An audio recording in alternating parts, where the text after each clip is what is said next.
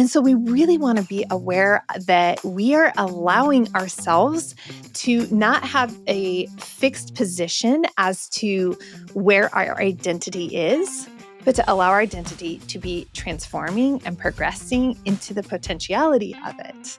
Perfection is a myth, progress is real. A lot of times when we're trying to make things so perfect and to fit into the neat and tidy box and we end up missing out and we don't make the progress that we want. Success isn't about applause, it's about alignment. We need to understand what we're after and what we're trying to generate in life instead of looking for other people for our feedback. We need to be looking at what is it we're trying to grow. And if we're trying to build something that is in alignment with us, we will naturally gain a satisfaction and fulfillment. And so we really want to be aware that we are allowing ourselves to not have a fixed position as to where our identity is, but to allow our identity to be transforming and progressing into the potentiality of it.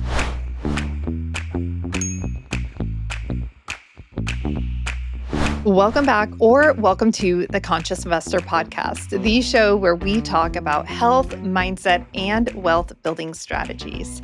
It's Monday, and today we are talking about 5 mindset shifts that you can make to really ignite and catapult your 2025. Before we dive in, I just want to say thank you. Conscious Investor, we have been together each and every Monday since 2020 of March 2nd, 2020. And this has just been a really extraordinary adventure to share with you and to see my own mindset growth over these years, to hear about your mindset growth via text messages and emails, and just the different feedback that you provide on the different platforms, the ratings, the reviews, everything about it. I'm so grateful to have shared this experience with you for over 550 episodes. It's absolutely amazing. Now, here's another experience I would absolutely love to share with you, Conscious Investor. I would love to hang out with you at the Conscious Investor Growth Summit. It is only 25 days away. It is right around the corner, but it's not too late for you to secure your seat, and it's not too late for you to book that flight if you need to. There is plenty of space for you to come and to have this really, truly transformative experience. I can't think of another event that even with a general admission ticket, you gain access to exclusive networking opportunities. By exclusive, I mean exclusive for people at the Growth Summit, not the Gen Pop, right? And so this is such an opportunity for you to link arms with extraordinary people. I love that our speakers are really power-packed speakers. And part of the reason they are is because they're delivering actionable content, not fluff, not things that make you feel good in the moment, but things that you can actually apply in the moment. It's going to be so next level. We will, just like this podcast, be focusing on health, mindset, and wealth building strategies. And so this holistic approach allows you to really walk away in a harmonious way, not feeling too lopsided, not too heavy on the mechanics, not too heavy on the soft skills. It's just such a great blend. We have hiking, we have a boat cruise, we have a cold plunge. We're going to be launching lanterns, and we're going to be having just different mixer experiences. So you want to make sure that you are here. I guarantee you will say, I am so glad I came and participated in this experience. And we need you, because experience isn't just something that we create. It's something that is co-created by all of the wonderful people who choose to attend the Growth Summit each year. So head on over to consciousinvestorgrowthsummit.com, secure your tickets today. I cannot even wait to see you there. Let's go ahead and let's talk about these 5 mindset shifts that you can make to really level up your 2025. I'm going to be honest, these 5 were the byproduct of a Facebook Live I did last week. And when I did this live, I was like, oh my gosh, this is such good content. And I went to download the video, and I was going to toy with that and share it with you here, Conscious Investor. And then I realized that the whole video had zero sound to it. So I'm like, well, there's a clear indication I need to record this on a proper mic for you, conscious investor. I think that these 5 mindset shifts, they're shifts that you're not really going to see elsewhere. And well, that's because we're conscious investors. And so we're not looking for, kind of the standard run of the mill kind of mindset shifts. We want to really think about these in a different perspective. Now, I am going to start and I'm going to share these in the order. I'm going to end with the number one mindset shift that I am going to choose to make. But I want you to remind you that you and I, we're at different points in our transitions, in our journeys, in our careers, in our families, in our we're different people. And so while I share these and I'm going in my order, you are going to have an order that these line up for you, and it might be different. And I just want to invite you to really receive that for what it is and to say, just because Julie says that this is the order doesn't mean that that's the order and that there's a reason for it. It just means this is the order for me at this moment in my life. And so reorganize these in a way that is suitable for your life where you are at. And then will you do me a favor? Put them in the order and then tag me at the Conscious Investor podcast or at Happy Julie Holly on the social platforms. I would love to see what resonates with you in the order that you put these in. Okay, so the number 5, or do you want the bonus? I have a couple bonuses. We'll see if we have time to share the bonuses. And if I don't have time to share the bonuses at the end, then just shoot me a message and say, hey, Julie, what were the other 2 that the bonus mindset shifts that you had mentioned on the podcast? I will absolutely send it your direction. All right, number 5 on the mindset shift. And that is let's transition from a fixed identity to evolving potential. We've talked about that fairly recently on the podcast, this concept, right? We're not our past version of ourselves. We are the potential version of ourselves. You may remember that I was talking about how clothing, a lot of times we will stash away an article of clothing. Maybe it's a pair of pants or maybe it's a shirt. And that is the difference between Super Rad Steve and Jules here is I have pants that I've hung on to, and he has like these different shirts that he's had for 20 years. And just like, why are we holding on to these? That is a fixed part of our identity. It's preventing us from being able to really fully step forward. Right. And so think of it. I did use the analogy of a sticky booger. I think in the first time I ever talked about this on the show. But we can also think about this like a rubber band. And when we have a rubber band in a fixed position and then we stretch it, we pull it, and we pull it as tight as we can, it, it can only go so far. And then it's either going to break or it's going to be released and absolutely smack back real hard. And so we really want to be aware that we are allowing ourselves to not have a fixed position as to where our identity is, but to allow our identity to be transforming and progressing into the potentiality of it. When I think about this, it doesn't mean that parts of our identity aren't always stable, constant, steady. So, some things that we know that are true about me, right? That I've shared on the podcast. I have always loved people. I have always loved talking. This is something that has always been a through line of my life. And so we're going to have some steady, stable through lines in our life, but we're also going to have some experiences. So here's a case in point. I used to love snowboarding. I used to be obsessed with rock climbing. And then I got obsessed with road biking and I did a century. So I rock climbed the equivalent of the Empire State Building up and down in a day. And I've ridden my bike, my road bike on centuries and other super long road bike rides. And then I transitioned and I got into mountain biking, right? So you can see there's like this progression. So while the sport has changed, there's a through line even through that adventure, adrenaline, excitement, right? And so sometimes we can get caught off guard by the superficial, that the superficial is actually representing our identity, where actually, that is all funneling down and pointing to part of me that says, I love adventure. And that's part of who I am and part of what makes me thrive. So I want to invite you, conscious investor, to look at the through line of your life and say that just because I am transitioning out of something, that doesn't mean that I am losing my identity. It means I'm transitioning out of something so that I can step into my full potential. So start looking at some of the things that you have transitioned in and out of over the years and see if there's a through line in that that can be supportive of you. That's number 5. We want to move and shift from a fixed identity into our evolving potential. And number 4, we want to move and transition from an all or nothing to an iterative process. What do I mean by that? Let's just remember, perfection is a myth, but progress is real. I'm going to say that again because I know I need that reminder. Perfection is a myth, progress is real. A lot of times when we're trying to make things so perfect and to fit into the neat and tidy box and we end up missing out and we don't make the progress that we want. In fact, I was talking to a really good friend of mine earlier today, and she and I are both writing books. And we were talking about how we simply just need to buckle down and get it done.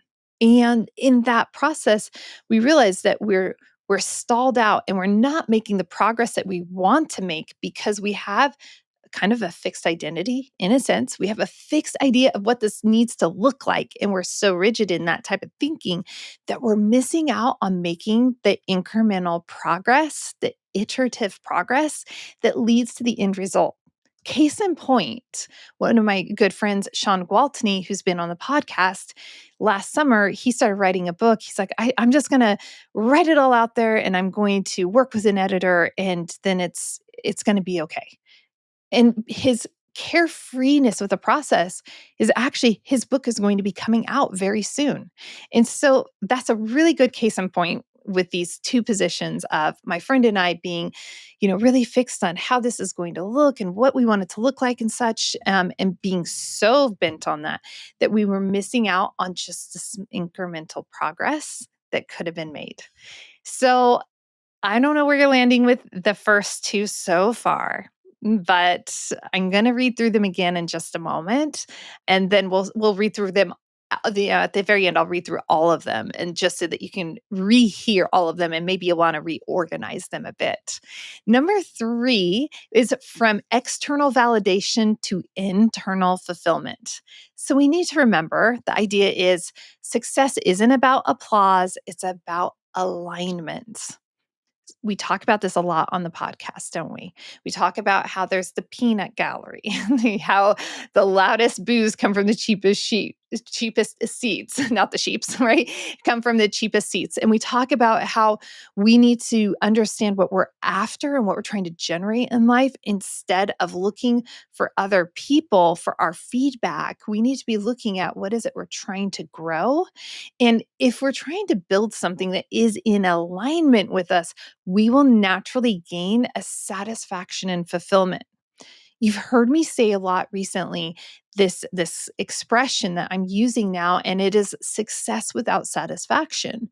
When we are chasing after the external validation, we will have a lot of success and we're not going to feel it. We will have zero satisfaction with that success because when we are depending on external validation, and that could be from humans, that could be from reaching KPIs with metrics and clicking the algorithm on social platforms, or it could be by how much our investments have, matured, or how much is in our savings account. Like we can have lots of different types of external validation, but we need to understand how are we internalizing all of that? And is it in a healthy way? Is it pointing us to alignment or is it just checking a box?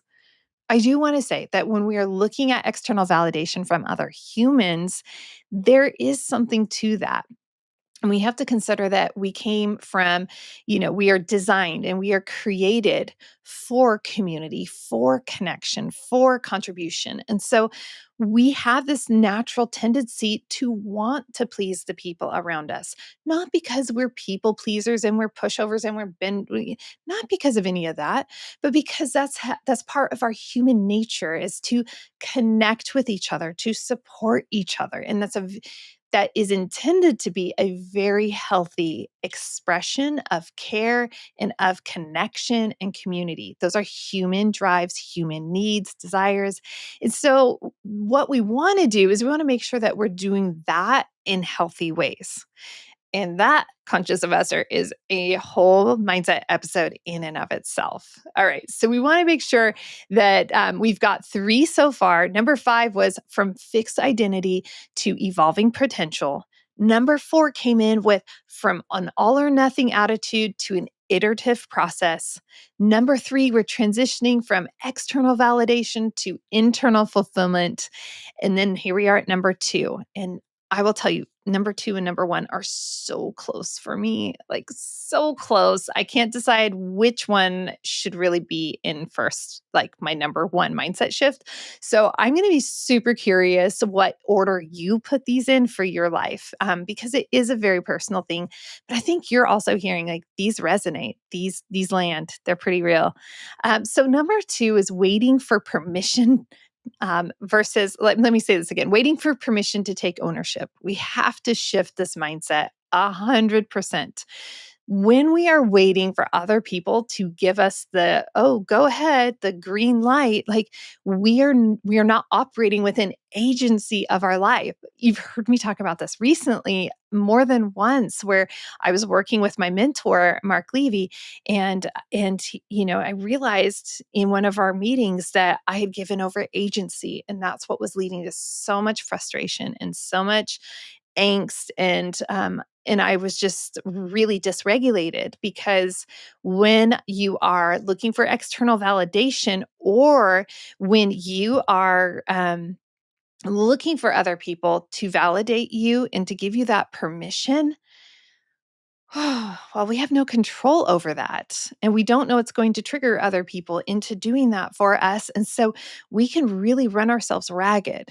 Here's how I do this: if I know I'm supposed to do something, I freaking do it. And so, like if that is because you know that the dishes need to get washed, you do it, right? There needs to be gas in the car, you do it.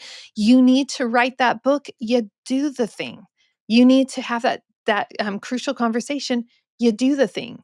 So we don't let the feelings and the circumstances, that's not what bogs us down. We simply say, what is it that needs to be done? And what is within my control and my power? I don't need to wait for someone else to tell me to do something. As soon as I'm doing that, I am subordinating myself and I'm giving up my personal freedom. Oh, I have a hard time with that. Yeah, I know that you can sense that, because operating within agency is really what allows us to really ignite the people around us. And so when we give ourselves permission to step into the fullness of who we're created to be, we are being leaders and we're setting examples for the people around us. And people start picking up on that and they start adopting that. And they start operating off of what they need to be doing and what they are drawn to and what they're compelled to do. And we don't need to wait for permission to, help somebody that's in a time of need. We don't have to wait for permission, to advance a project at work that we know we have the opportunity to advance that project. We don't have to wait, for our spouse to say, I just need another hug. We can, if we see that need, we can fill that need, right? And so we don't need to wait for anybody's permission or anyone asking us to do something. We can step into our lives in full agency and say, I have ownership of my life, and I take ownership of my life, and I'm going to operate in life through that ownership. Of course, for me, that means like, I love just, hey, you know what, God, what's up? What are we doing here? How's this working? What do you want me to do? How do you want me to show up in the world? It's super cool. And it allows me to show up in ways that for me, I might not otherwise have that internal strength or awareness to do. And so when we have that higher power that we are looking to, it really allows just a different dimension, invites a different dimension into our life. So I don't know if you've considered that, but if you haven't, definitely consider that. It's pretty powerful. All right, here's my number one mindset shift that I am making in 2025. I don't know if this is going to land for you, but I am moving from passive wishing into conscious creating. Think about it. It's pretty powerful. Lots of my favorite words here, and maybe that's why it's number one, but moving from passive wishing into conscious creating. So wishes really are that blueprint. It's that having that, I know that this is out of my reach. I know that starting a podcast from the middle of nowhere as a nobody makes no sense, but I'm going to do it anyway. It feels out of reach. That's a wish. Or having a fantastic event and hosting a growth summit. Okay, well, I'm going to do that. It's a wish. It seems larger than life. It seems out of reach. But that wish, having clarity on something, having conviction and courage, that's part of the equation, but we have to consciously create it. We have to actually take the actions necessary to bring those to reality. And if we're unwilling to do that, it's not going to happen. Right. And so we have to harness and take control of our wishes, the blueprint of what it is that we want to create. And then we have to transition and say, how am I going to consciously, really intentionally bring this to reality? Because if I can see it this clearly, there is zero reason why it should not be reality. We see that with technology. And although a lot of the technology today are things that people, hundreds of years ago, they could see and they had a clarity of. They didn't have the luxury of seeing it brought to life, like the little computers in our pockets and such. Like people have had that idea for not just like decades, but for a much, much longer period of time. So I want you to consider that when you are willing to take action upon your wishes and when you're willing to take steps to literally start to bring them to reality, you don't know what the future looks like for that because your wish is probably going to be very complementary to other people's wishes on history's timeline. And there will be a stacking of those wishes over time.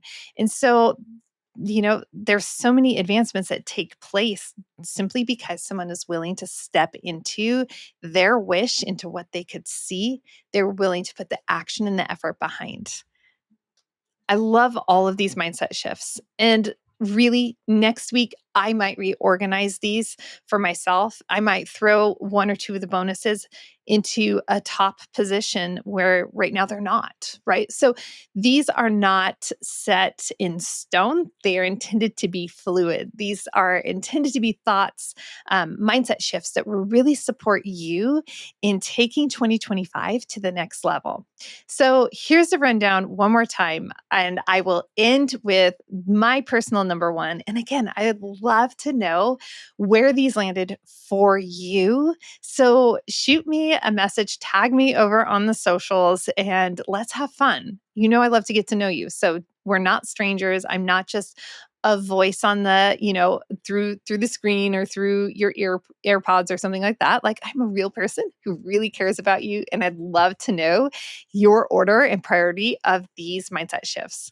Number 5 was moving from a fixed identity to evolving potential.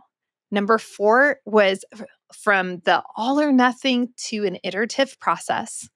Number 3 was transitioning from external validation to internal fulfillment. Number 2 was from waiting for permission to taking ownership. And the number 1 I chose was from passive wishing to conscious creating. Conscious investor, I appreciate you so much. I'm going to end the show in a different way. And we're coming up on 5 years. And that's really a big number for me. On March 2nd, the Conscious Investor podcast turns 5 years old. We have over 550 episodes. And because of you, Conscious Investor, we are in the top 1% of 3.5 million podcasts globally. But this show is such a labor of love. And every year I wonder, is this the year? What do we do with the show? What are the transitions that are going to happen? Is this the time to transition out of the show? What does this look like? And so we're in that zone right now. And I am preparing for what does year 5 look like? And I'd love to know what your feedback is. I'd love to know what would serve you best. The show has transitioned so much over all the years. We've transitioned from Ask Me How I Know Multifamily Stories of Struggle to Success to the Conscious Investor podcast, a transition from the only thing that has been 100% consistent over 5 years is Monday mindset episodes. That is the only thing that's been completely consistent. In the early days, the show was always mindset and investing in real estate. And that is all the show is focused on. And over the last couple of years, I've made a transition, especially over the last year, of really cultivating the pillars of the conscious investor and pouring into the health bucket, into the mindset bucket, into the wealth building bucket. And so, I've been trying to take that holistic approach. There's so many shows that are out there that are just about the mindset, or I'm sorry, just about the mindset or just about the mechanics of investing.